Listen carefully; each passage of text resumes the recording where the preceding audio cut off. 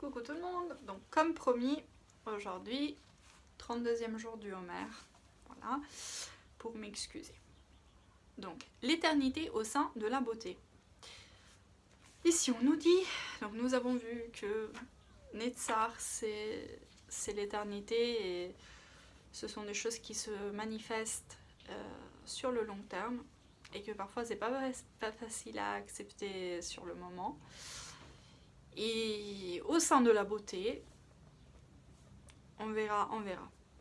Donc en fait on nous dit que lorsque tout va bien, c'est facile de voir la vie belle, la vie en rose, mais lorsqu'il y a des tracas ou des problèmes qui se manifestent l'un après l'autre, évidemment c'est plus difficile.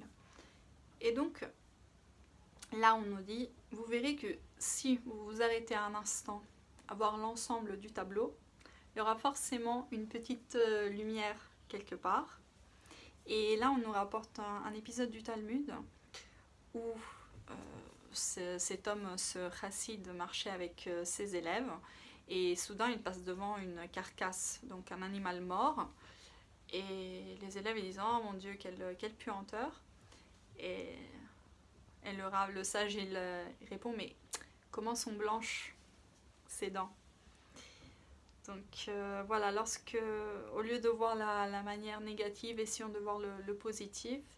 Et moi ça je le répète, au lieu de nous attendre à chaque fois au pire, essayons un moment d'aller au-delà.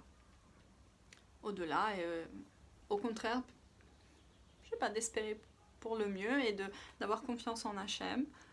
Et voilà, c'est ça. Point d'action. Ben Adam Lamakom, donc avec Hachem, on nous dit modifiez votre manière de dire le Birkat Amazon. Donc le remerciement après avoir mangé 58 grammes de pain.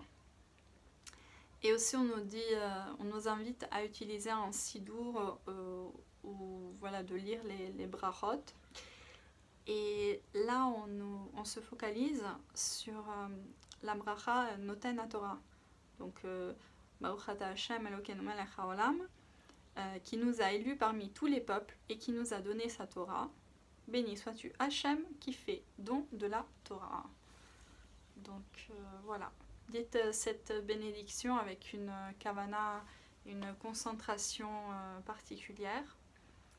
Et c'est vrai, voilà, essayons de donner un sens à ce que ça signifie avoir été choisi par Hachem et aux responsabilités qui en découlent.